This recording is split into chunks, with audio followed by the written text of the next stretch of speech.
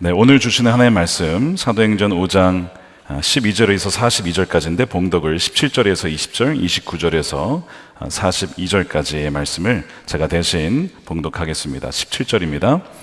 대제사장과 그와 함께 있는 사람, 즉 사두개인의 당파가 다 마음에 시기가 가득하여 일어나서 사도들을 잡아다가 옥에 가두었더니 주의 사자가 밤에 옥문을 열고 끌어내어 이르되 가서 성전에 서서 이 생명의 말씀을 다 백성에게 말하라 하매 29절부터입니다. 베드로와 사도들이 대답하여 이르되 사람보다 하나님께 순종하는 것이 마땅하니라.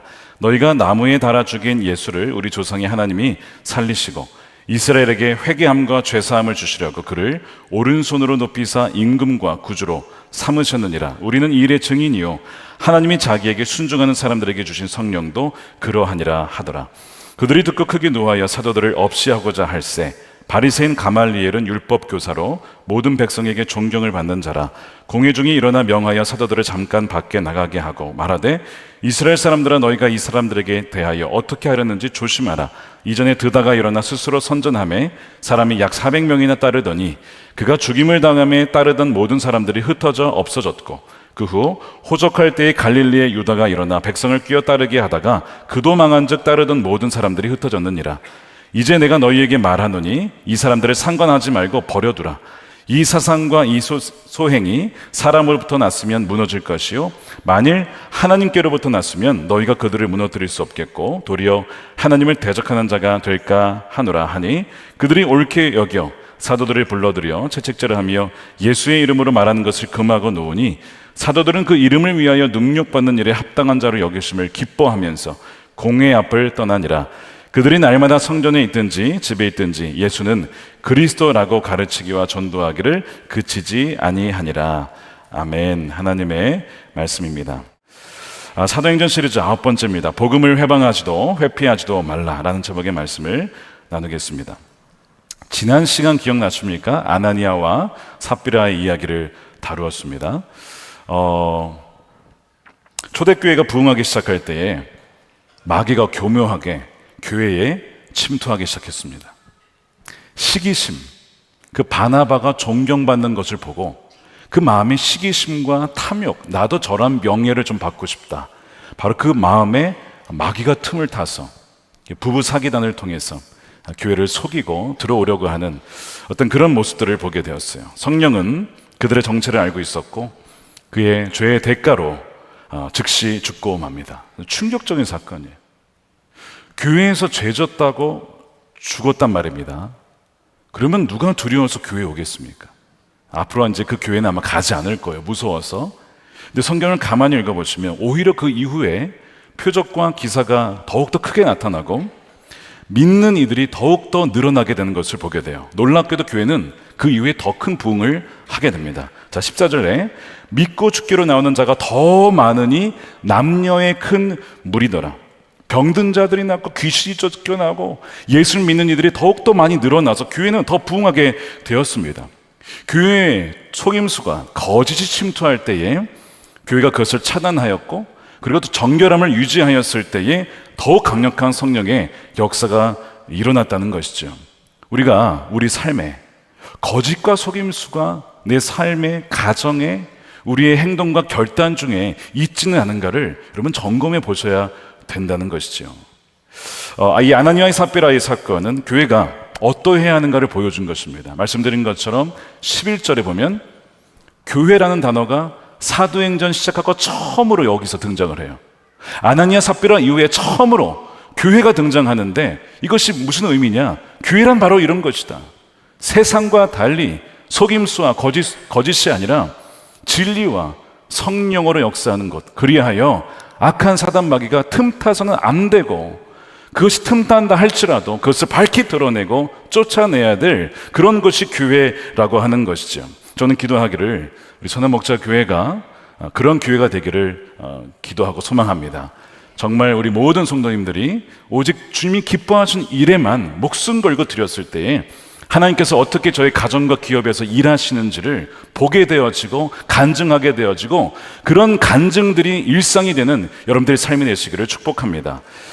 비록 사도들을 말미암아 이 기사와 표적이 굉장히 많이 나타났고 믿는 이들이 많이 나타났지만 당시 모든 사람들이 이 성령의 역사를 환영하고 받아들인 것은 아니었습니다.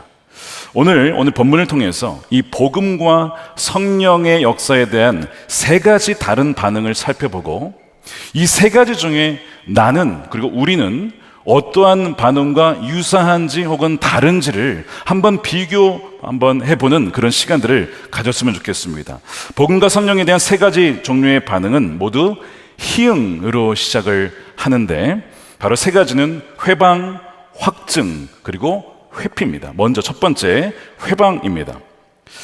사도들의 복음 전파를 통해서 많은 이들이 주께 믿으며 나왔습니다. 그런데 이들을 오히려 회방하는 이들이 있었습니다. 그들은 누구냐면 대제사장과 바로 사두개인들이었습니다. 자, 오늘 17절이죠. 대제사장과 그와 함께 있는 사람, 즉 사두개인의 당파가 다 마음에 시기가 가득하여 일어나 사도들을 잡아다가 옥에 가두었더니, 자, 대제사장과 사두개인들이 사도들을 잡아다가 감옥에 가둡니다. 왜냐하면 예전에 예수님에 대해서 증거하지 말라고 분명히 경고했고 그렇게 보냈는데 그것을 어겼기 때문에 그렇습니다. 게다가 이 사두개인들은 부활을 믿지 않는 사람들이에요. 그런데 자꾸 예수님 부활하셨다, 다시 살아나셨다 막 이런 얘기를 하니까 또한 그들을 가둔 것이죠. 또한 세 번째 이유가 이 사두개인들, 이 대제사장이 사실은 종교 권력자거든요. 그런데 이들은 아무것도 아닌 사도들이 사람들에게 많은 영향력, 많은 추종자들이 있는 거예요. 그러니까 어떤 마음이 드는 거냐면 시기하는 마음이 드는 거죠. 아니, 자기들에게는 그렇게 사람들이 막 이러지 않는데 왜 그 사람들에게는 사람들이 몰리는 거야? 왜 이렇게 좋아요가 많은 거야? 왜 이렇게 팔로워가 많은 거야? 시기하는 마음이 들면서 그들을 죽이고자 했던 것이죠. 여러분, 시기라고 하는 것은 여러분 독과 같습니다. 시기는 사람을 죽일 정도로 이 시기의 죄는 정말 이 악독한 것이거든요. 그래서 이것은 사람을 죽일 뿐만 아니라 그 시기를 품은 그 사람도 죽이는, 영혼을 죽이는 정말 악한 죄이죠. 이 복음과 성령에 대한 첫 번째 종류의 반응이 회방인데, 여러분 누가 복음과 성령의 역사를 회방합니까? 자, 오늘 대제사장과 사두개인이라고 했어요. 자, 이들이 누구냐면요, 소위 하나님을 믿는 사람들입니다. 하나님을 믿는 사람들이 복음과 성령의 역사를 지금 앞서서 회방을 하고 있는 거예요. 자, 이 사두개인들에 대해 좀 더 설명을 드리자면 이들은 누구냐면 유대교의 한 종파, 분파입니다. 이들은 이 모세오경, 창세기, 출애굽기, 레위기, 민수기, 신명기, 이 모세오경만을 하나님이 주신 말씀으로 확실하게 믿었던, 어떻게 보면 굉장히 보수적인 그런 사람들이었어요. 말씀만을 믿는다, 이런 사람들이었습니다. 이들이 사두개인이에요. 그런데 부활과 천사는 믿지 않아요. 그러면서 이들의 주된 관심은 어디에 있었냐면 당시의 성전 제도, 성전에 사람들이 몰려 들어와서 예배를 드린다고 돈을 냈단 말이에요.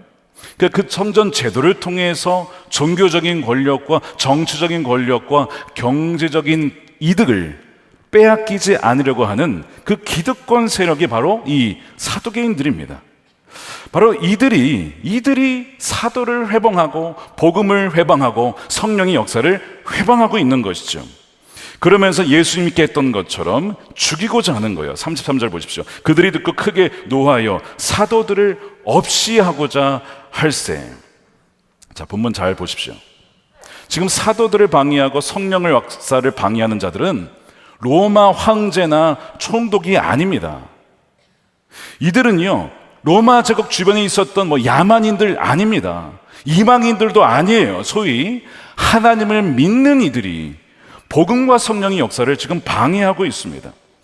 예수님을 모함하여 죽음으로 몰아간 사람이 이 대제사장과 이 사두개인들, 바리새인이었거든요. 자, 오늘 이 말씀이 지금 무엇을 말하고 있냐면 하나님을 믿는다고는 하지만 종교적, 정치적, 경제적 힘에만 관심을 갖는 세속적인 종교인들이 오늘날 복음과 성령의 역사를 가장 앞서서 회방할 수 있다는 점을 말씀하고 있습니다. 바로 이들이 1차 회방꾼이 될 수 있다는 거예요. 더 두려운 것은 무엇이냐면 여러분, 우리도 이런 자들이 될 수 있다는 것이 두려운 거예요. 한 번은 제자들이 이제 예수님과 이렇게 가는데, 제자들이 이제 예수님과 함께 어디를 가게 되니까 이제 음식을, 도시락을 떡을 챙겨야 되는데 깜빡하고 떡을 못 챙겨 왔어요. 계속 가는 중에 제자들이 야 어떡하냐, 떡을 안 가져왔다, 우리 굶겠다, 막 이렇게 의논을 하니까 예수님이 뭐라고 하시냐면, 그 떡을 안 가져왔다는 얘기에 예수님이 뭐라고 하시냐면 이상한 얘기를 하세요. 바리새인들과 사두개인들의 누룩을 주의하라. 좀 대화가 안 되죠, 여러분. 떡을 안 가져왔는데 누룩을 주의하라. 그러니까 제자들이 듣고 이해를 못했어요. 이게 무슨 말이야? 그러면 다시 얘기하는 거야. 야, 떡을 안 가져왔어, 어떡하지? 야, 떡을 네가 챙겨왔어. 야, 너가 챙긴다고 했잖아. 이러면서 막 서로 논의를 하고 있는데, 다시 예수님이 뭐라고 하시냐면, 믿음이 적은 자들이요, 어찌 떡이 없음을 논의하느냐? 아직도 오병이어 기적을 너희가 깨닫지 못했느냐? 그러니까 무슨 얘기 하시는 거냐면, 야, 떡은 내가 줄 수도 있는 거야. 먹고 사는 문제 나에게 달려있는 거 아니냐? 너 아직도 나를 신뢰하지 못하냐? 그러면서 너희가 진짜 주의해야 될 것이 있는데, 그게 뭐냐면 바리새인과 사두개인들의 누룩이야. 너희는 그것을 정말 조심해야 되라고 말씀을 하시는 거예요. 여러분, 사두개인들의 특징이 무엇이냐면 예수님의 말씀을 대적합니다. 받아들이지 않는다는 거예요. 그리고 또 다른 특징은 예수님 말씀을 듣고도 분별을 못합니다. 자, 그래서 이 사건의 바로 앞에 어떤 일이 있었냐면, 사두개인들이 찾아왔었어요, 예수님한테. 그러면서 뭐라고 하시냐면, 자, 마태복음 16장입니다. 1절에 바리새인과 사두개인들이 와서 예수를 시험하여 하늘로부터 오는 표적 보이기를 청하니, 예수께서 대답하여 이르시되 너희가 저녁에 하늘이 붉으면 날이 좁겠다 하고 아침에 하늘이 붉고 우리면 오늘은 날이 굳겠다 하더니, 너희가 날씨는 분별할 줄 알면서 시대의 표적은 분별할 줄 모르느냐? 악하고 음란한 세대가 표적을 구하나 요나의 표적밖에는 내가 보여줄 표적이 없다. 그들을 끊어 가시니라 하면서 떡을 안 챙겨온, 이 사건이 이어지는 거예요. 자, 이 얘기를 왜 하시는 거냐면, 사두개인들은 누구냐? 성경을 잘 안다고 하는 사람들입니다. 성경을 잘 알고 또한 전문가입니다. 하나님을 사랑하고 계명을 지킨다라고 말은 하는데, 실상 중요하게 여기는 것은 전통, 내려오는 전통, 외적인 경건의 모양만 강조하는 이들이었어요. 이들의 신학과 신앙과 삶은 큰 괴리가 있었습니다. 예수님 메시아를 보고도 분별을 못해요. 말씀을 듣고도 알아듣지를 못합니다. 그러면서 왜 누룩이라고 하냐면, 빵 반죽에 누룩을 넣으면 이게 부풀어 오르잖아요. 이게 누룩이 그 사람의 속은 비었는데 겉만 뭐 엄청난 것처럼 이렇게 부풀게 만드는 것이 이 누룩입니다. 그러니까 예수님이 이것을 주의하라고 한 이유는 무엇이냐면, 사두개인이 누룩이 들어가게 되면 그 사람은 예수님과의 친밀한 어떤 관계와 누림과 그런 교제는 없으면서 겉으로는 굉장히 분주하게 많은 사역들을 감당합니다. 그러면서 사람들로부터 칭송도 받고요, 사람들로부터 어떤 명예, 왜냐하면 어떤 직위가 있어요, 직책이 있어요, 어떤 타이틀이 있어요. 그래서 사람들로부터 야, 저 사람 참 높은 사람이야, 대단한 사람이야 라고 칭송은 받지만 속은 텅 비어있는, 그것이 문제인 것을 알아차리지 못하고 그게 부풀어 있는 그것이 나인 것 마냥 살아가는, 그렇게 되는 사두개인들의 누룩을 너희는 조심해야 된다. 그게 진짜 문제인 것이다 라고 예수님이 말씀하시는 건데, 이러한 외적인 허세와 깡통 같은 전통만 남게 되는 것, 바로 이러한 사람들이 복음과 성령의 역사를 회방하는 자들이 될 수 있다는 거예요. 그럼 무서운 경고의 말씀이죠. 예수님이 이 말씀을 이미 하셨어요. 보세요, 결국에는 사도들을 막는 자들은 로마의 군사들이 아니고 하나님을 믿는다고 하는 사두개인들입니다. 종교인들입니다. 하나님을 잘 안다고 하는 사람들이 성령의 역사를 회봉하고 있는 거예요. 그러니까 저는 이 말씀을 묵상하면서 참 두려운 것이, 사실 이런 사두개인들처럼 될 수 있는 가장 위험한 사람이 누굽니까? 목회자입니다. 저와 같은 목회자예요. 저와 같은 담임 목사와 같은 목회를 하는 사람들이 가장 위험한 사람이죠. 교단에서 주어지는 어떤 직분이 있을 수 있어요. 직책이 있을 수 있어요. 교회의 들을 섬기라고 중요한 것입니다. 그런데 그것이 진정성을 잃어버리고 하나의 어떤 직분과 감투가 되어버리면요, 이것이 사두개인들처럼 변할 수 있다는 것입니다. 참 죄송하지만 이 교단 행사를 가다 보면요, 은혜 받기가 참 쉽지는 않습니다. 왜냐하면 하나님을 높이기보다는요, 사람 소개하기 바빠요. 사람 소개하기. 무슨 회장입니다, 무슨 증경회장입니다, 직전회장입니다. 사람을 수십 명을 예배 중간에 하나님의 온데간데 없고 사람 높이기에 바빠요. 은혜 받기가 참 어려워요. 아니, 감사를 표현한다면요, 순서제 넣으면 되잖아요. 누구누구에게 감사드립니다. 그러면 얼마나 좋아요. 여러분, 이게 사두개인의 누룩이 될 수 있다는 것입니다. 그래서 저는 죄송하지만 행사에 갈 때마다 두려워요. 왜냐하면 저도 나이가 들어서 그런 명예직이나 감투 찾아다니게 될까봐 저는 참 두렵습니다. 그러나 사실 주위를 둘러보면 여러분, 죽어간 영혼들이 너무나 많아요. 지난주에 행복플러스 이야기를 좀 나누었지만 깨어진 가정, 정말 깨어진 정도가 아니고요, 스스로 이제 목숨을 끊으려고 하는 사람들이 꽤 많습니다. 이혼 위기 가정 얼마나 많은지 몰라요. 그리고 그런 말미암아 상처받은 가정들이 참 많습니다. 너무 괴로우니까 어떻게 하면 삶을 끝낼 수 있을까를 고민하는, 일주일에도 수십 번 고통스러움이 이러지도 저러지도 못하는 영혼들이 너무나 많은데 엉뚱한 것에 왜 관심을 갖냐 이거죠. 왜 그렇게 타이틀에 관심을 갖느냐라고 하는 거예요. 그거 없으면 전도 못할까요? 그거 없으면 영혼 구원하지 못합니까? 전 지난주에 행복플러스 세미나 다녀오면서 그 가기 전에도 그리고 그 이후에도 한 어떤 지역장님을 뵀어요. 이분이 자신의 지역 안에 있는 한 가정을 위해서 금식을 한다는 거예요. 그러니까 가시기 전에 그 가정을 위해서 금식하겠습니다라고 하시더라고요. 그리고 정말 그 가정을 위해서 금식하시면서 기도하시는 거예요. 울면서 그 가정 살려달라고.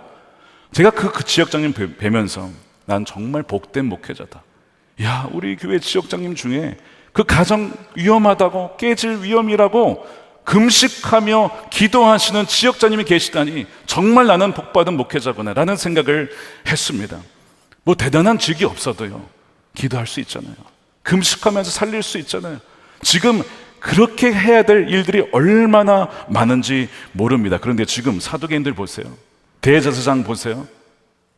그렇게 하지는 못할 망정 복음을 회방하고 있습니다. 성령을 회방하고 있습니다. 여러분, 할 일이 너무나 많아요. 추수할 것은 많은데 일꾼은 적다는 것도 맞지만 일꾼이 있어도 다른 데 관심이 너무 많다는 것입니다. 제가 안수받기 전에 제가 예전에 한번 말씀을 드렸어요. 저를 위해서 참 기도해 주신 전사님, 같이 사역하신 전사님께서 안수받기 전에 저를 붙잡고 간절하게 기도해 주셨습니다. 하나님, 이 전사님 지금까지 귀하게 써주셔서 감사합니다. 이제 곧 목사 안수를 받습니다. 여기까지는 좋았어요. 변질되지 않게 해주셔서 이러면서 봤는데 깜짝 놀랐어요. 제가 내가 무슨 그런 모습들이 있나, 왜 이런 기도를 하실까, 처음에 약간 기분이 나쁘더라고. 근데 가만 생각해 보면요, 여러분, 그 정말 귀한 기도 아닙니까? 제가 가끔 자다가 그게 생각나서 깰 때가 있어요. 변질되게, 그 장면과 목소리가 귀에서 떠나가지 않아요. 주님, 제가 지금 변질되고 있는 것입니까? 뭐 이러면서 이 성령의 음성으로 계속, 그게 한 15년 전 이야기인데 되뇌어지고 있는 거예요. 이게 뭐냐면 사두개인들의 누룩을 주의하라라는 예수님의 말씀이에요. 왜요? 이렇게 지금 사도들의 복음을 앞장서서 막고 있잖아요. 믿는다고 하는 사람들이, 오랫동안 하나님을 안다고 하는 사람들이, 높은 위치에 있다고 하는 사람들이 오히려 성령을 회방하고 있잖아요. 그러니까 사실 얼마나 사실은 우리가 깨어 있어야겠습니까? 그런데 사실 목회자만이 아니고요, 교회 내에서도요, 다양한 직책과 직분이 있어요. 섬기라고 주신 직분이죠. 그런데 이것이 하루아침에, 아니 시간이 지나면서 변질될 수 있습니다. 이것이 권력이 될 수도 있어요. 여러분, 교회에 어려운 일이 벌어지면요, 교회의 분열이 누구 때문에 일어나나요? 절 다니시는 불자분들이 일으키시나요? 아니면 우리 한국에 들어와 계신 무슬림들이 일으키시나요? 아니, 그렇지 않습니다. 종교에 열심을 가진 분들이, 그리고 어느 정도 힘을 가진 분들이, 저와 저를 비롯해서 사실 교회에 힘이 있는 분들이 사실 어려움을 일으키는 거예요. 그러니까 오늘 이 말씀은 우리를 향한, 저와 어떻게 보면 중직자분들을 위한 말씀, 첫 번째 말씀입니다. 사도들은 배운 자들도 아니었어요. 평범한 자들이었습니다. 그런데 성령의 능력이 역사하고 있습니다. 반면에 이 사두개인들의 공의에 자신들과 죽은 전통을 위해서 아주 그냥 필사적으로 살고 있어요. 교육도 받았습니다. 안수도 받았습니다. 인준도 받았습니다. 그런데 성령의 역사는 없는 거예요. 여러분, 어떠한 삶을 사시겠어요? 당연히 전자죠. 결국에 주후 70년경에 성전이 파괴되거든요. 지금 이 사두개인들은 이 성전 제도가 없으면 살 수 없는 자들인데 성전 무너지니까 사두개인들도 사라집니다. 역사 속에서. 예수님 뭐라고 하셨어요? 누가 성전이라고 했습니까? 내가 성전이라고 했죠. 예수님. 내가 무너진 성전을 사흘 만에 세우리라. 사람들이 이해를 못했어요. 야, 어떻게 이 건물을 어떻게 사흘 만에 세워? 예수님이 사흘 만에 부활하신다. 내가 성전이다라고 말씀하신 것을 못 알아들은 거죠. 예수님을 붙잡고 예수님 안에 머물러야 될, 그걸 하지 못한 채 엉뚱한 사라지고 무너질 정치적 권력 붙잡다가 다 망한 것입니다.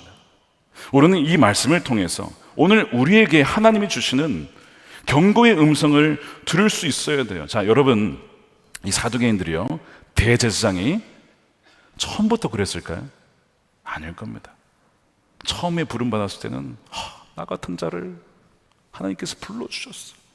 나 같은 자를 쓰신다고 막 감동이 돼가지고 막 울고 나 같은 자를 쓰신대 이런 감동을 하다가 시간이 가면서 그것이 당연하게 느껴지고 감동이 사라지게 되고 내가 마치 무엇을 가진 것 마냥 으스대면서 변하는 것입니다. 이것이 누룩이에요, 누룩. 여러분, 이 누룩은요, 지금도 우리에게 침투할 수 있어요. 침투할 수 있어요. 그러니까 사랑하는 여러분, 복음과 성령을 회방한 이들은 하나님을 믿는다고 하는 종교인들이었다는 것을 여러분 기억하셔야 됩니다. 이것이 우리에게 주는 경고의 메시지예요. 얼마든지 우리도요, 이 누룩 때문에 종교적 허세와 껍데기만 남은 신앙이 될 수 있다는 것을 우리가 기억하고, 만일 그런 모습이 우리 안에 남아있다면요, 우리 회개해야 됩니다. 주님, 그 첫사랑의 감격, 주님 만났을 때 그 감격을 잃어버리지 않고 주님 만나는 그날까지, 부르시는 그날까지 그 감격 가운데 순수한 마음 가운데 살아갈 수 있도록 나를 인도해 달라고 여러분 기도하시길 바랍니다. 그럴 때에 끝까지 변질되지 않고 주님과 끝까지 동행하게 되신 여러분들이 있을 줄로 믿습니다. 우리 두 번째 반응은요, 확증입니다. 여기서 확증이라고 할 때에 이 단어는 확고히 증언하다, 확고히 증명하다, 바로 이것을 줄여서 쓴 말입니다. 사도들은 참 평범한 사람들이었지만 성령의 역사를 받고 나서, 경험하고 나서 예수가 그리스도시다, 예수가 메시아다, 예수가 우리의 왕이시다라는 것을 담대하게 선포를 하게 됩니다. 그것을 확증을 하게 되죠. 그래서 하나님 앞에서 사람들이 아니라 하나님 말씀을 듣는 것이, 순종하는 것이 옳다고 판단하고 담대하게 증거하다가 회방을 받고 저항을 받고 감옥에 갇히는 거예요. 그런데 하나님께서 천사를 보내셔서 이들을 꺼내 주시죠. 그리고 그들을 격려하십니다. 그러면서 뭐라고 말씀하시냐면 20절 말씀을 함께 읽겠습니다. 시작. 가서 성전에 서서 이 생명의 말씀을 다 백성에게 말하라 하매. 자, 하나님이 주의 사자를 통해서 이 생명의 말씀을 다 증거해야 된다. 사랑하는 여러분, 우리 모두에게는 주 예수님께서 우리에게 주신 생명의 말씀을 증거해야 될 모든 사명이 있습니다. 이 헬라어에 생명이라고 할 때는 단어를 두 가지를 쓰는데, 하나는 바로 비오스라고 하는 단어입니다. 비오스는 우리가 이제 바이오 산업, 그 바이오, 바로 여기서 나온 겁니다. 육체적, 동물적인 생명을 말해요. 우리가 지금 몸이 지금 살아있을 때 생명이 있죠. 이것을 그냥 이 비오스 생명이라고 이렇게 표현을 합니다. 근데 여기에는 하나님의 생명이 있지는 않아요. 두 번째 다른 생명에 대한 단어가 있는데 그것이 바로 조에라고 하는 겁니다. 예수님께 나는 길이요 진리요 생명이라고 할 때 그것이 바로 조에, 이것은 영원한 생명이에요. 예수님으로 말미암아 주어지는 영원한 생명, 그리스도와 연합하여서 주어질 때 받는 생명을 말하는 것이죠. 그런데 많은 사람들이 이 조에, 이 생명이 없기 때문에 죽어가고 있습니다. 자, 그러면 조회가 없이 비오스만 있는 사람들의 특징이 있어요. 자, 이걸 보시면 내 안에 비오스만 있는지 조회가 있는지 없는지를 분별할 수 있게 되는데요. 첫 번째, 비오스의 삶은요, 허무합니다. 조회가 없이 비오스만 있을 경우는 허무해요. 그리스도의 생명이 그 안에 없기 때문에 그렇습니다. 그래서 이 비오스의 삶이 추구하는 것은 부귀영화, 세속적인 성공을 추구합니다. 돈과 쾌락과 명예가 있어야만 행복하다라고 느끼고 그것을 추구하며 살아가요. 그런 것들이 나를 행복하게 만든다라고 생각을 하고 그것을 추구하며 살아갑니다. 이 비오스가 어디에 또 쓰였냐면 요한일서 2장 16절, 이러면 유명한 말씀이죠. 자, 이 말씀입니다. 이는 세상에 있는 모든 것이 육신의 정욕과 안목의 정욕과 세 번째 이생의 자랑이라고 하면서 영어로는 pride of life라고 되어 있는데 여기서 이 life가 조회가 아니고 비오스로 쓰였습니다. 자, 이것이 무슨 얘기냐면 사람들이 이생의 자랑, 썩어 없어질 것을 자랑하며 산다는 거예요. 왜요? 그 안에 영원한 생명이 없으니까.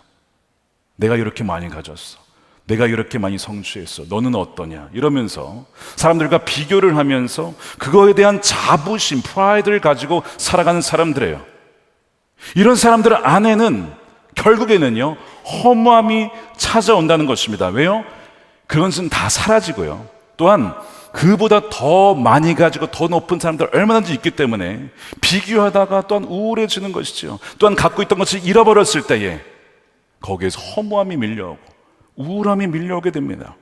그래서 이 비오스의 삶은 허무하다는 데 있어요. 여러분, 연예인들이 마약에 많이 빠지는 거 아시죠? 다 그렇진 않지만 종종 보면 충격적인 우리가 뉴스를 듣잖아요. 아니, 저 사람이 뭐가 부족하다고 마약을 했지? 예전에 빅뱅, 여러분 멤버들 하나씩 보세요.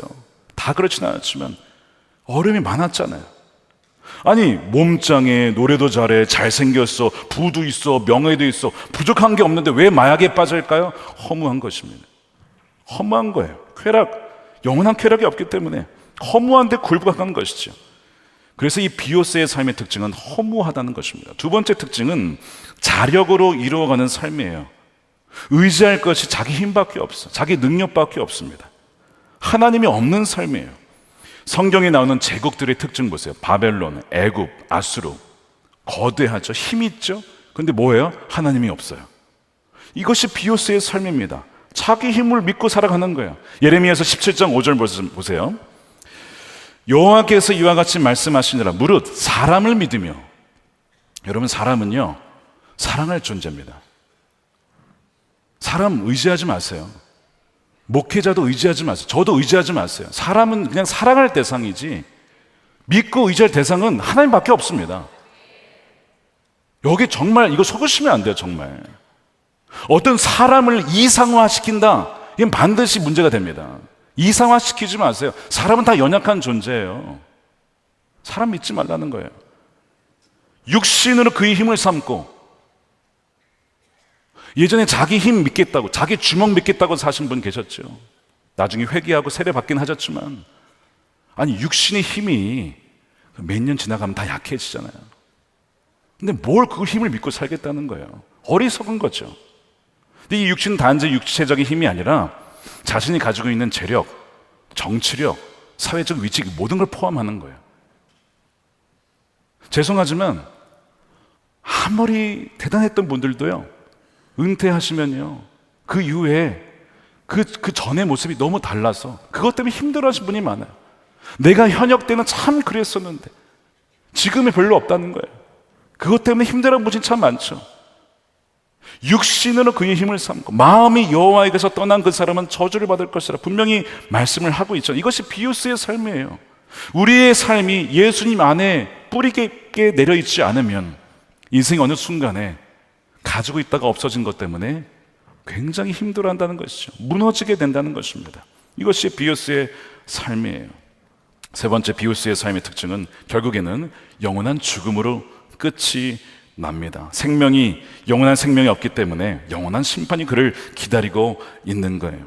그래서 주의 사자가 사도들에게 뭘 전하라고 했어요? 조회, 생명의 말씀을 전해야 합니다. 가서 이 생명이 없는 이들이 너무나 많고 비오스의 삶으로 살아가는 이들이 여전히 많기 때문에 생명의 말씀을 전해야 한다. 아니, 이렇게 해야 될 일이 많은데 어디에 관심을 쓰고 있냐는 말인 거죠. 성경을 가만히 보니까 이것을 어디에서 전하라고 했느냐? 놀랍게도 여러분, 성전에서. 자, 21절 보세요. 가서 성전에 서서 이 생명의 말씀을 다 백성에게 말하라 하며 그들이 듣고 새벽에 성전에 들어가서 거기에서 말씀을 가르칩니다. 여러분, 왜 성전 안으로 들어가서 전해야 했을까요? 교회를 다니고 종교 생활을 하는 이들 중에서도 이 조회, 생명이 없는 이들이 있을 수 있기 때문에 그렇습니다.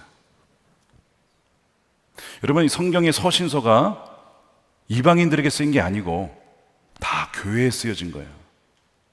근데 교회 안에 안 믿는 분들이 있었다는 겁니다. 복음을 전했어요, 그들에게. 마찬가지입니다. 성전에 들어가서 전해래요. 그 얘기는 교회에 왔다고 해서 당연하게 그 안에 생명, 조회가 있다라고 가정하지 말라는 것입니다. 여기는 그냥 비오스의 삶만을 의지하며 살아가는 이들이 있을 수 있다는 거예요. 저희 교회 매주 수천 명씩 오시지만 정말 다 이 영원한 생명을 가지고 있을까요? 저는 그러기를 정말 바라고 그것이 저의 기도 제목입니다. 어느 한 명도 영원한 멸망에 가지 않게 하는 것이 저의 기도 제목이고 저의 사명이죠. 그런데 아마 그렇지 않은 분들이 계실 겁니다. 마당만 왈딱하는, 본당에 들어왔지만 마음은 주님께 드리지 못한 채 여전히 세상에 발을 걸치고 있는 사람들이 분명히 있을 거라는 것이죠. 그래서 저의 마음은 늘 이 예배를 드리는 중에서도 여전히 구원받지 못하는 이들이 있을 수 있다. 그리고 그것이 그들에게 마지막일 수도 있다는 마음으로 말씀을 준비합니다.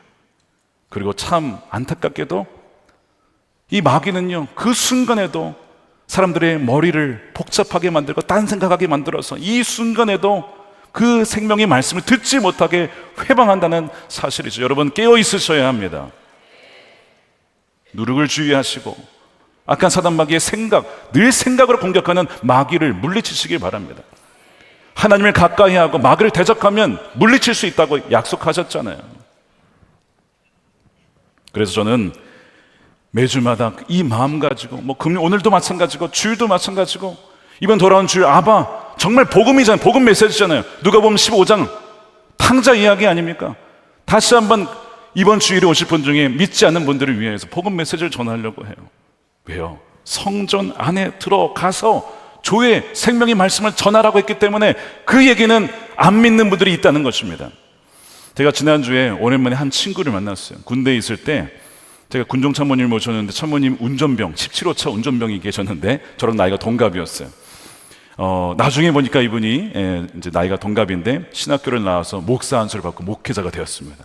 지금은 미국 노스캐롤라이나 이제 샬럿에 목회를 하고 계신데 너무 20년 만에 반갑게 막 인사를 하다가 여러 가지 대화를 나누다가 그 샬럿에 있는 한 교회 이야기를 나누게 되었어요. 그분이 얘기를 하시는 거예요.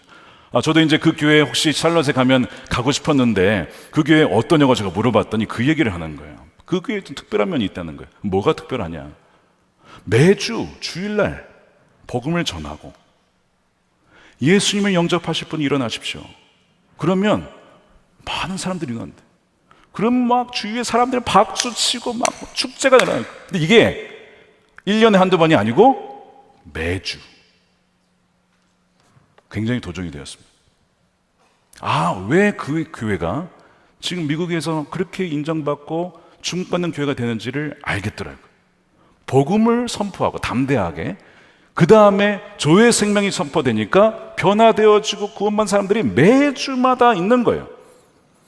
그러니까 그 교회 안에도 예배당은 나왔지만 안 믿는 사람들이 있었다는 거 아닙니까? 똑같은 얘기죠.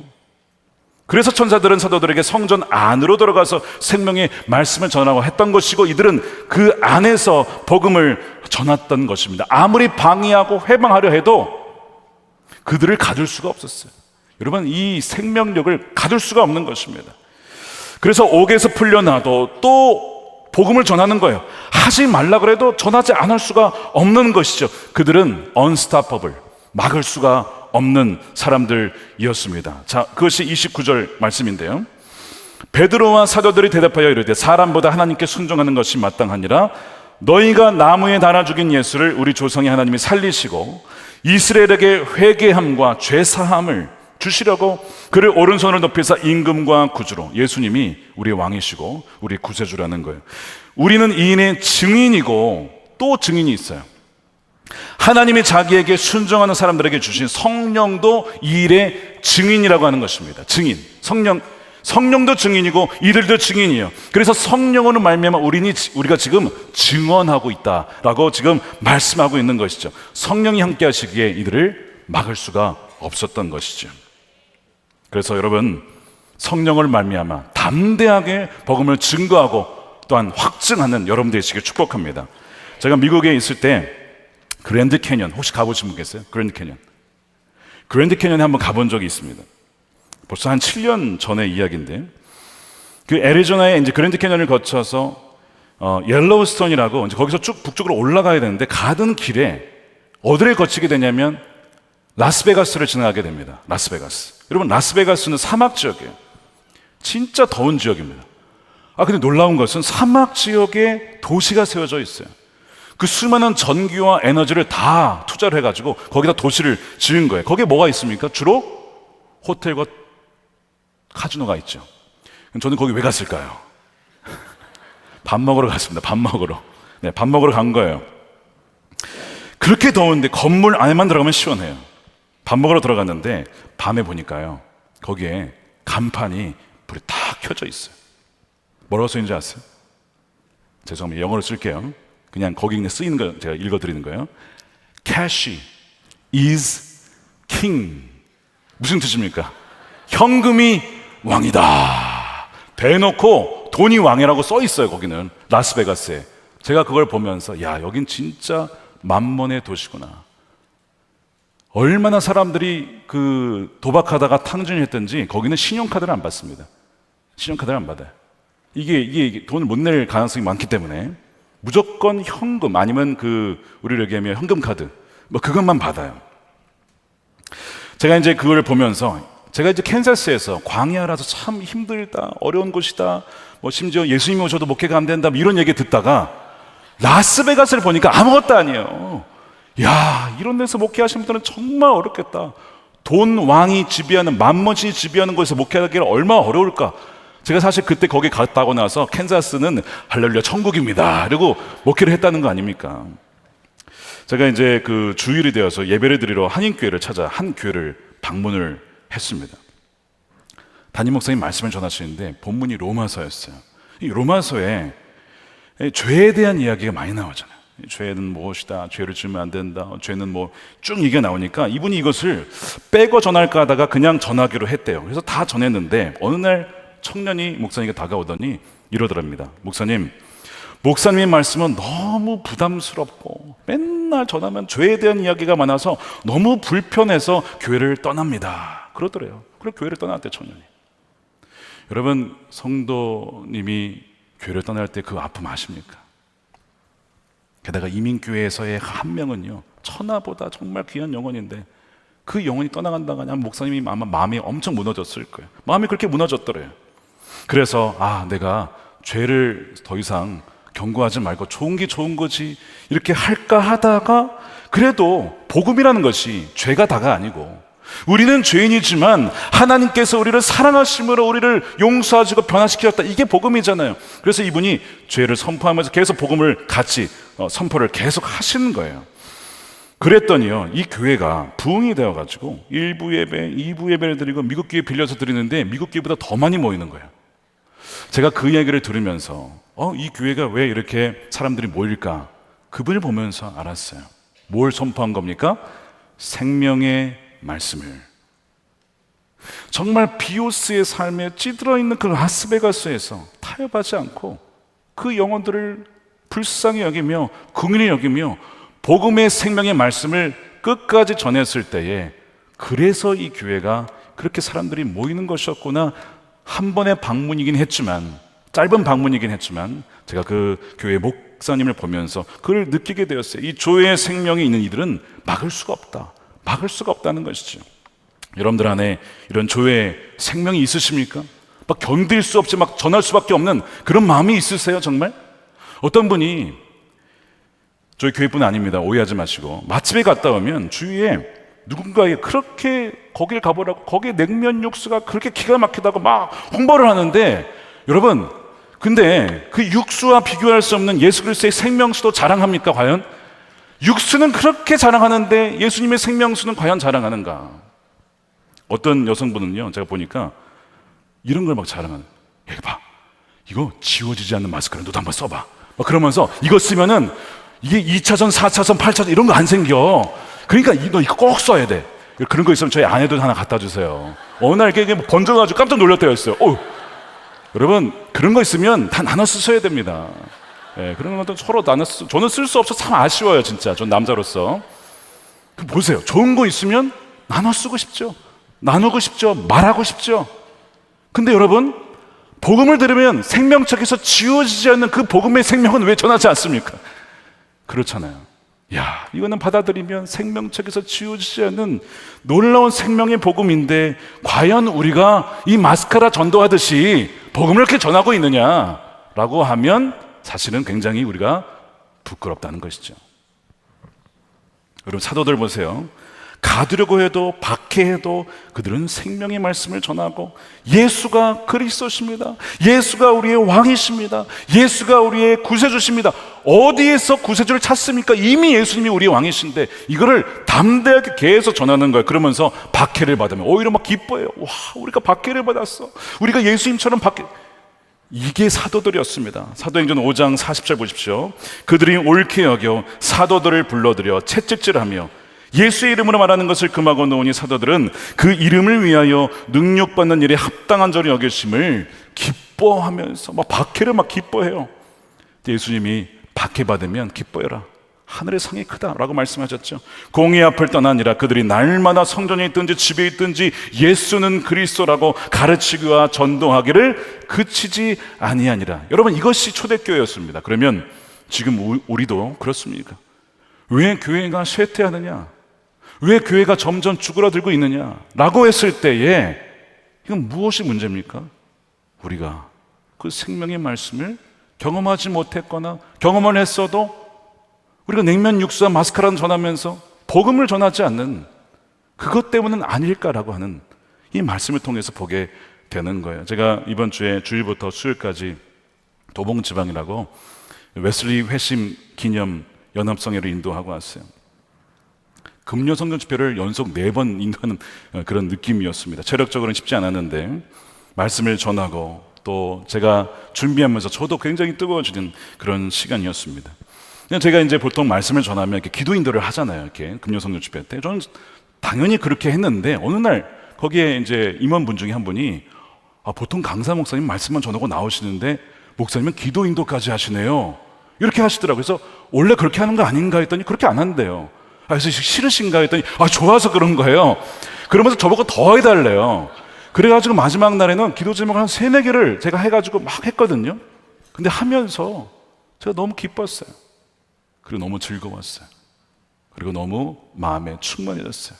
왜냐하면 그 지역에 정말 사모하는 영혼들이, 그러나 정말 메말라 있는 영혼들이 말씀을 듣고 기도하고 뜨겁게 주께 부르짖으면서 살아나는 모습을 보았기 때문에 제 목소리는 비록 약간 쉬긴 했지만 그게 뭐 대수입니까, 목소리 치는 게.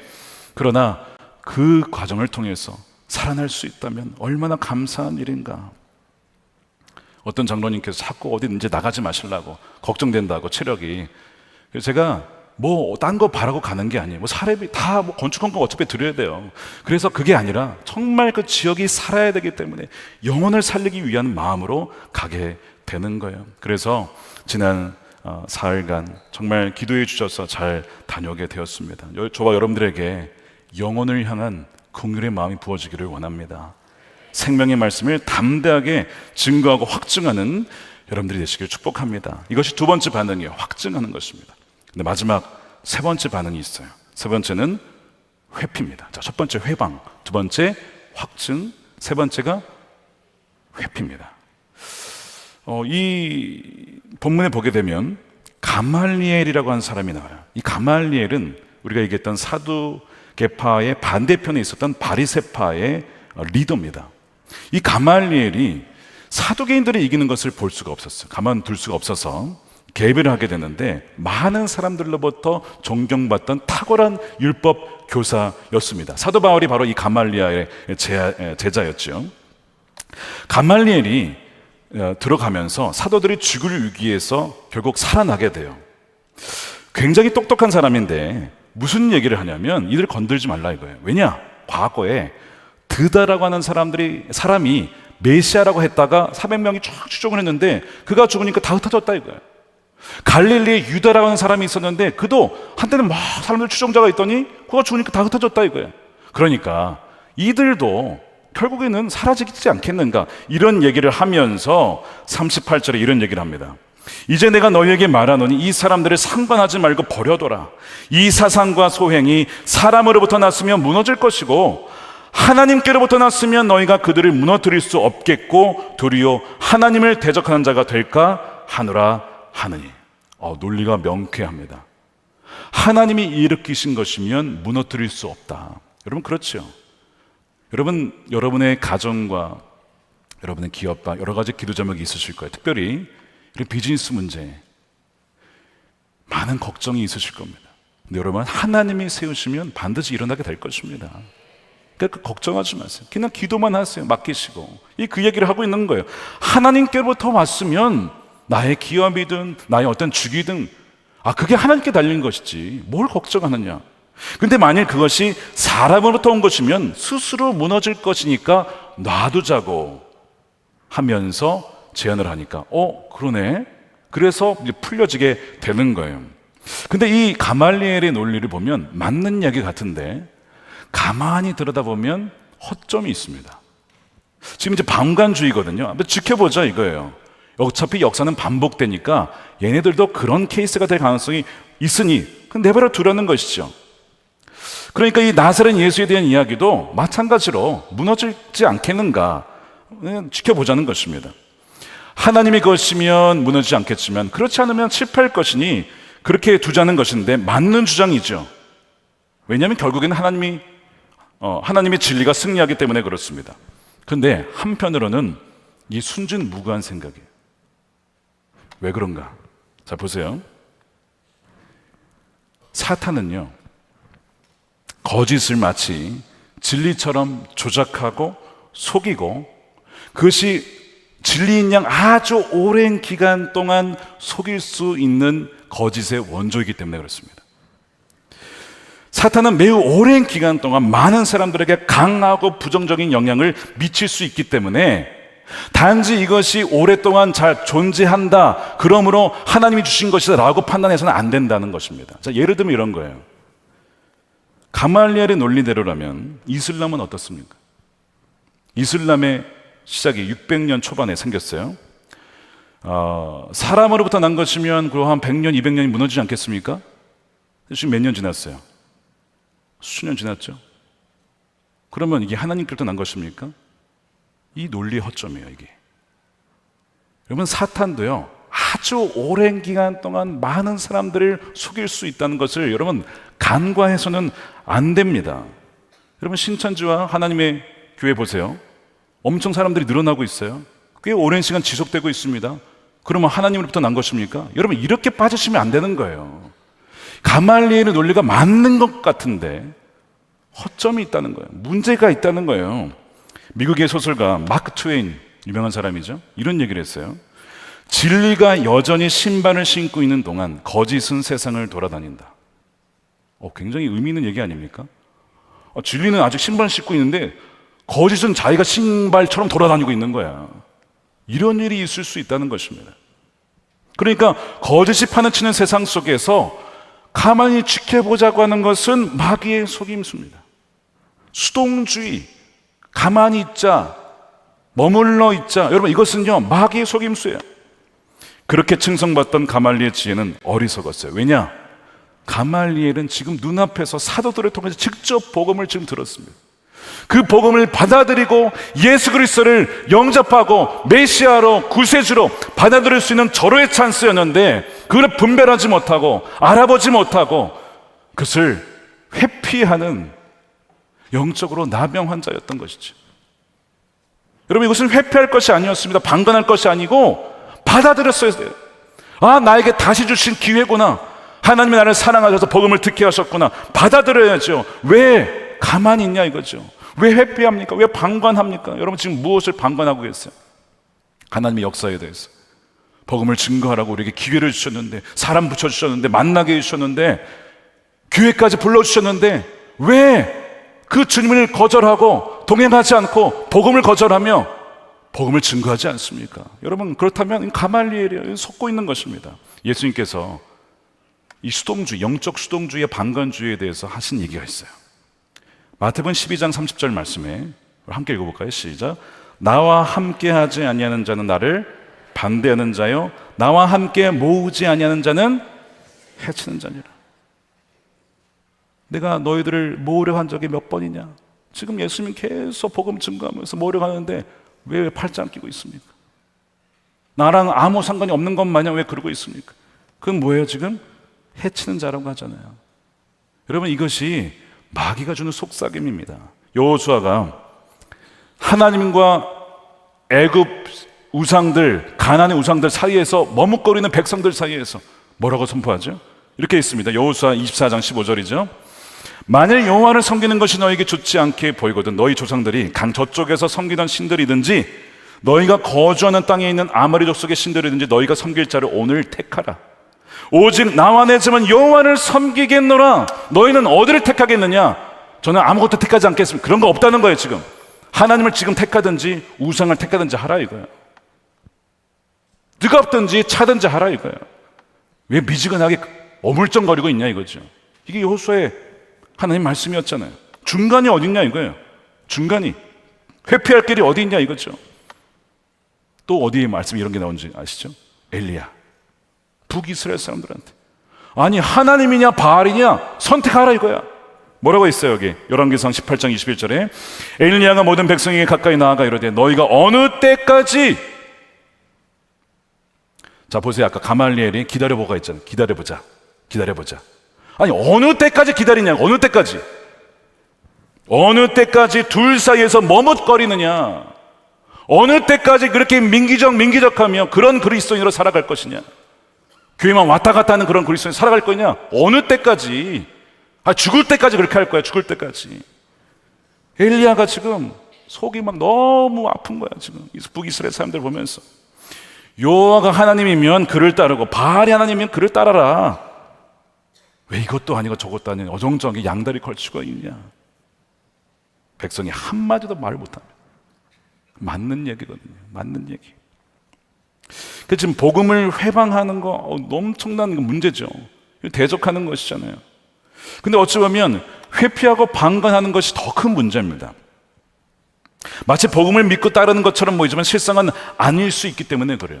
병에 걸렸으면요, 차라리 내가 병에 걸렸구나, 내가 아프구나, 그러면 의사라도 찾아가게 됩니다. 그래서 이게 내가 아프니까 좀 치유해 주세요, 이거라도 하게 될 텐데 병에 걸렸는데 본인이 몰라요. 그리고 계속 기다리고 있어요. 그러면요, 의사를 만나는 것도 아니고 그렇다고 낫는 것도 아니고 그러다가 서서히 죽다가 죽는 줄도 모른 채 죽는 거예요. 그리고 더 무서운 것입니다.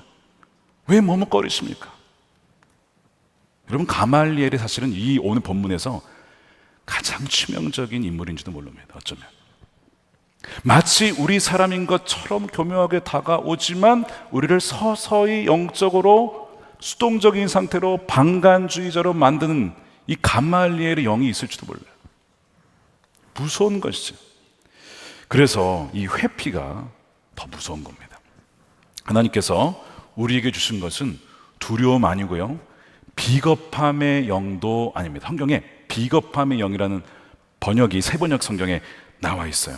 그런데 이 두려워하는 자들, 비겁한 자들에 대해서 성경 뭐라고 하냐면 그 나라에 들어가지 못한다라고 얘기를 합니다. 자, 요한계시록 21장 8절이에요.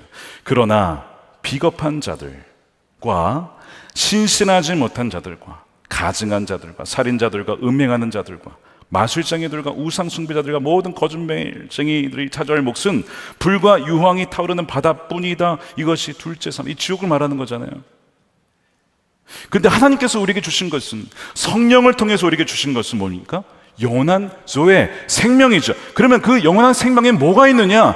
그분은 우리에게 그것을 통해서 능력과 사랑과 절제로 주셨다는 것이죠. 디모데후서 1장 7절 말씀 우리 함께 읽어보겠습니다. 시작.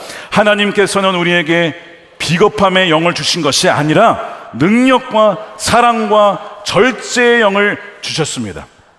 하나님께서 우리에게 이미 주실 거야가 아니고 주셨다는 거예요.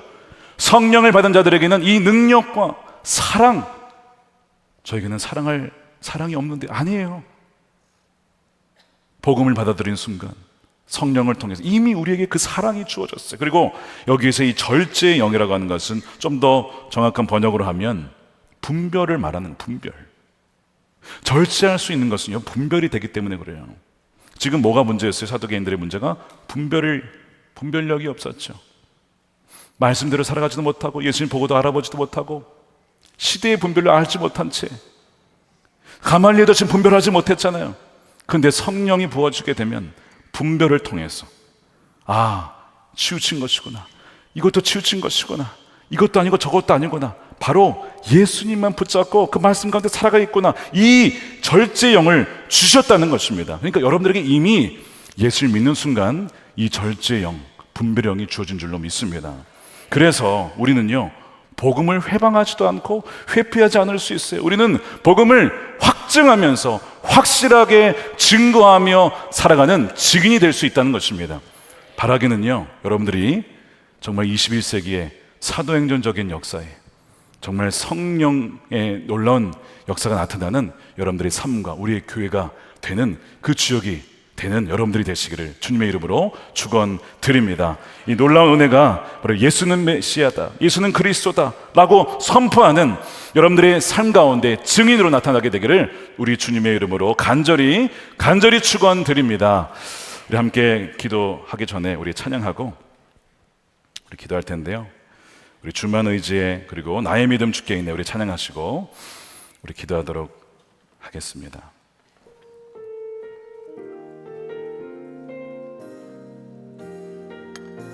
의지했던 모든 것, 의지했던 모든 것 변해가고 억울한 마음은 커져가네. 부끄럼 없이 살고 싶은 마음 주님 하시네. 모든 일을 선으로 이겨내고 모든 일을 선으로 이겨내 죄의 유혹을 따르지 않습니다. 죄의 유혹을 따르지, 나를 구원하신 영원한 그 사랑, 영원한 그 신근에 날 붙드시네. 그 신근에 날 붙드시네. 우리 두 손 들고 찬양하겠습니다. 주어진 내 삶이 작게만 보여도 선하신 주 나를 이끄신 본의 중심을 보시는 주님만 다르네. 날 택하신 주만 의지해 보이는 상황에 무너진 예수는 여기 나를 붙드네. 보이지 않아도 주님만 다르네. 내 평생 주님을 노래하리라.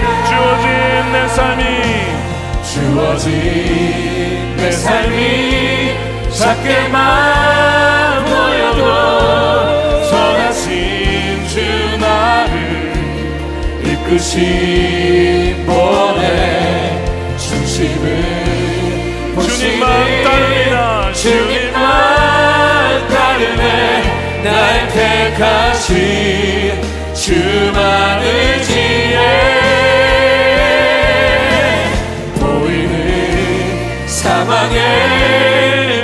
쓰러질지라도 예수를 붙드십니다. 나를 붙드네. 보이지 주님만 않아도 따릅니다. 주님만 따르네. 내 평생 주님을 노래하리라. 나의 믿음 주께 있네. 주께 있네. 십자가 능력이 내 영광. 십자가 능력이 내 영광 되었네. 주께서 우리를 주께서 승리케 하십니다. 승리케 하셨네. 나의 능력 나의 소망 주께 나의 믿음 주께 있네. 나의 믿음 주께 있네. 십자가 능력이 내 영광 되었네. 주께서 승리케 하시네. 승리케 하셨네. 나의 능력 나의 소망 한번 고백합니다. 나의 믿음 주께 있네. 나의 믿음 나의 믿음 주께 있네. 십자가 능력이 내 영광 되었네. 주께서 우리를 승리케 하셨네. 나의 능력 나의 소망 주께 있네. 아멘. 기도하겠습니다. 오늘 말씀 가운데 이런 말씀이 있었습니다. 여호와께서 이와 같이 말씀하시니라. 무릇 사람을 믿으며. 우리 가운데 지금까지 사람을 믿으며 의지하며 살아왔던 사람들이 있었다는 것입니다. 우리가 그런 연약한 존재들을 하나님 믿는다고는 하지만 보이는 사람, 그 어떤 권력과 능력과 권세를 의지하며 때로는 거기에 굽신거리며 엎드리며 하나님보다 더 왕처럼 의지했던 것이 우리의 모습 아닙니까? 육신으로 그의 힘을 삼고 마음의 여호와를 떠난 삶. 솔로몬도 지혜를 받았고 한때는 그렇게 하나님을 사랑하더니 가진 것이 많고 부와 명예가 주어지자 그의 마음이 하나님을 떠나게 됩니다. 그럼 누구든지 그렇게 될 수 있다는 거예요. 오늘 본문에 바로 사두개인들이 그러했어요. 처음부터 그러지는 않았을 겁니다. 나 같은 자를 하나님 나를 사역자로 주의 종으로 삼아주셨습니까? 나 같은 자가 어떻게 하나님의 말씀을 강의하며 가르치며 그렇게 할 수가 있겠습니까?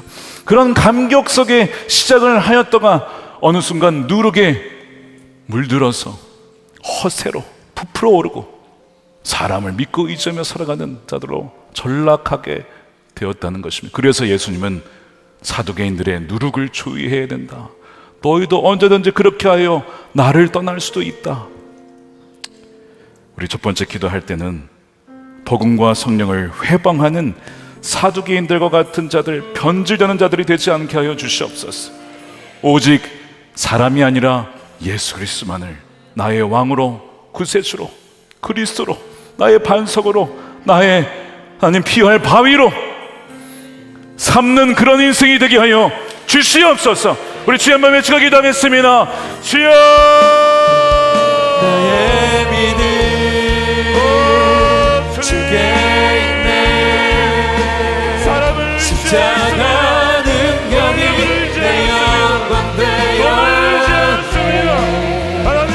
주께서 우리를 승리케 하셨네. 나의 능력 나의 소망 주께 있네.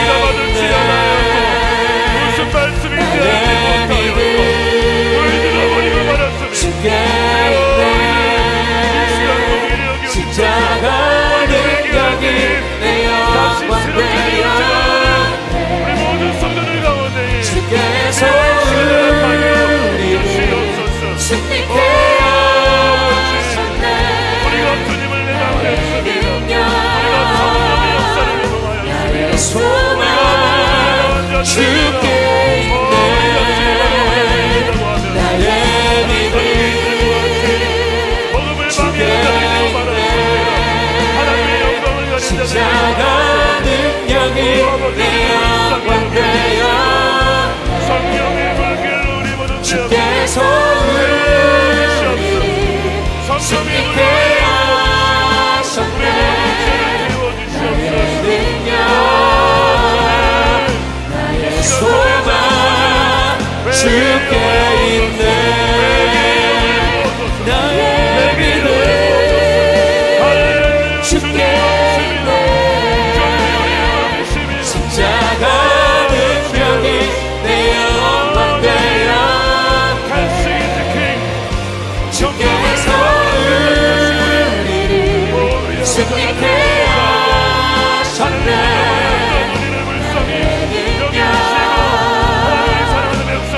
소망 인도하여 주시옵소서. 우리 두 번째로 계속해서 기도하겠습니다. 복음과 성령을 회방하는 것 못지않게 어떻게 보면 더 치명적인 반응은 회피입니다. 방관하는 것입니다. 수동적인 자세를 취하는 것입니다.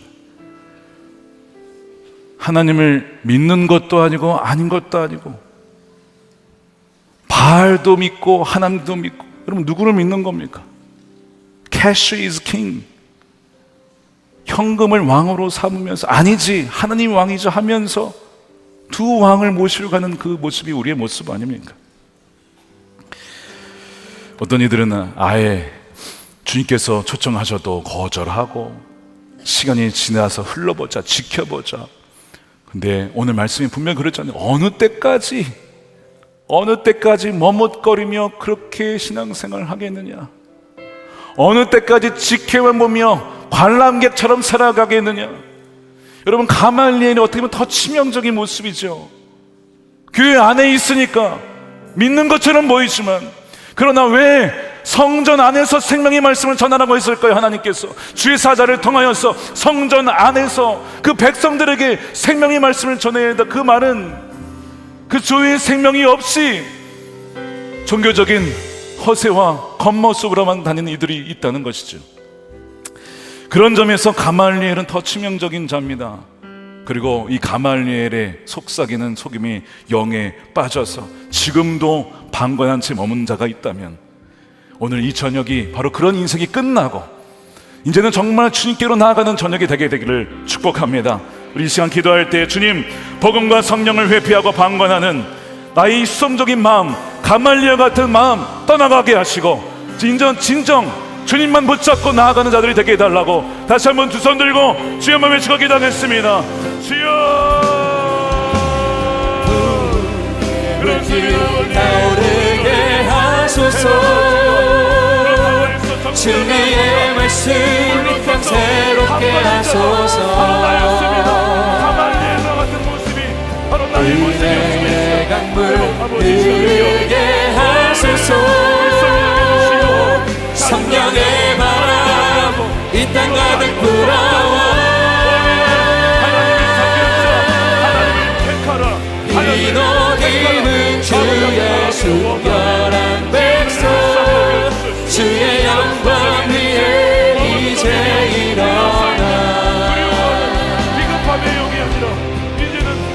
열방을 치유하며 행진하는 영광의 빛나는 주소서. 부의 불길 타오르게 하소서.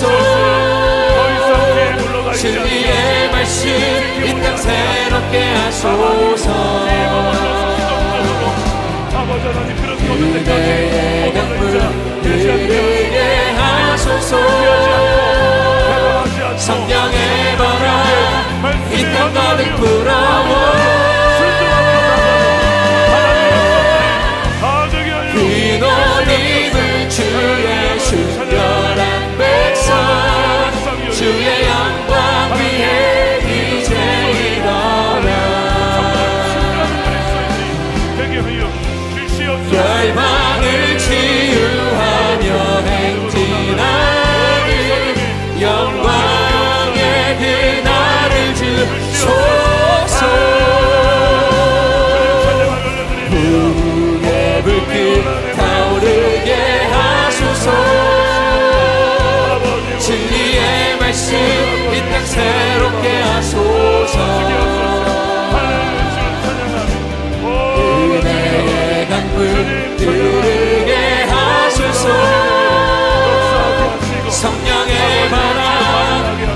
땅 가득 불어와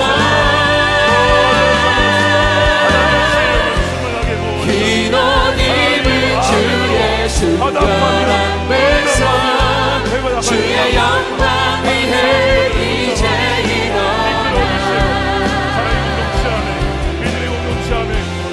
열방을 치유하며 행진하는 영광의 그날을 주소서. 네, 오늘도 우리 강단 위에 올라와서 간절하게 기도하실 분들은 올라오셔서 기도하셔도 좋겠습니다. 앞에 나오시면 또한 여러분들 위해서 우리 한수 기도해 드리도록 하겠습니다. 세 번째입니다.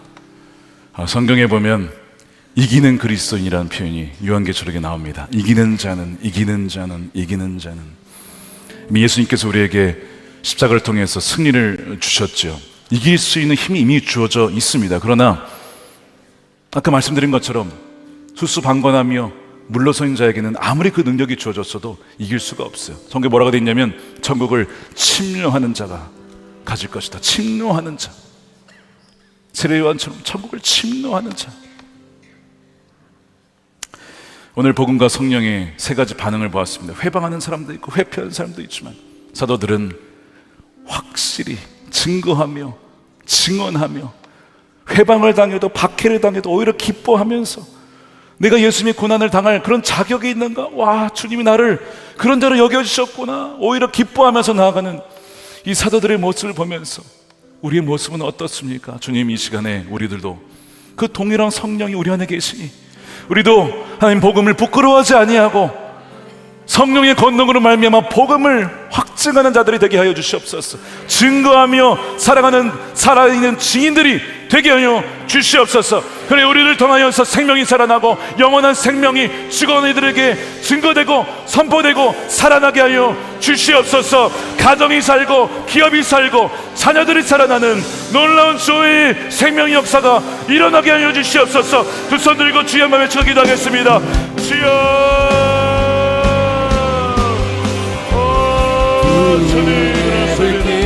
저에게 하소서. 진리의 말씀 이 땅 새롭게 하소서. 은혜를 더하여 주시옵소서. 은혜의 물러가지 그에게 하소서. 성령의 바람 이 땅 가득 불어와 흰 옷 입은 주의 순결한 백성 주의 영광 위해 이제 일어나. 오 주님의 오 주여 wakchun하며 행진하는 영광의 그날을 주소서. 하나님의 능력을 주여 경험하며 타오르게 하소서. 진리의 말씀 이 땅 새롭게 하소서. 한국이 되게도 하나님 복음의 능력은 하나님의 능력, 모든 이슬을 바꾸시는 능력이 하소서. 이 복음의 전달자 성령의 바람 이 땅 가득 불어와 흰 옷 입은 주의 순결한 백성 주의 영광 위해 이제 일어나. 열방을 치유하며 행진하는 영광의 그날을 주소서.